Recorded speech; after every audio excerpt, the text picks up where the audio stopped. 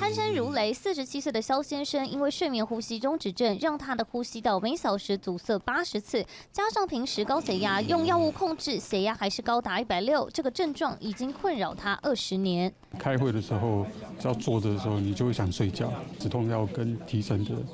的东西来让自己能够把精神再提升起来。平时也只能像这样带着正压呼吸器睡觉，但后头绑着绳子，非常不舒服。后来发现他的上呼吸侧咽壁严重塌陷，做了手术才好转。做手术的时间大概3到4个小时，那当然是比一般软组织的手术稍微久一点。我们肖先生住了5天左右。肖先生做的就是从史丹佛医学院引进的颚骨呼吸道拉提手术，让他的呼吸道堵塞次数从1小时80次降为1小时0.9次，血压在正常值，摆脱戴了7年的正压呼吸器，脸部也略有不同。你打呼打一打，突然间没有声音。然后突然间又雷声大作，那其实没有声音的那段时间，就是大家刚刚看到说他整个呼吸道是堵住了，就要提高警觉。医师提醒，像是每小时呼吸停止5次，每次超过10秒的人，就要注意是不是睡眠呼吸中止症，长期可能导致睡觉时呈现缺氧状态，迟迟没有治疗，有可能出现中风、心肌梗塞等心血管问题。未来估计有600多名患者会因为颚骨呼吸道拉提手术可以受惠。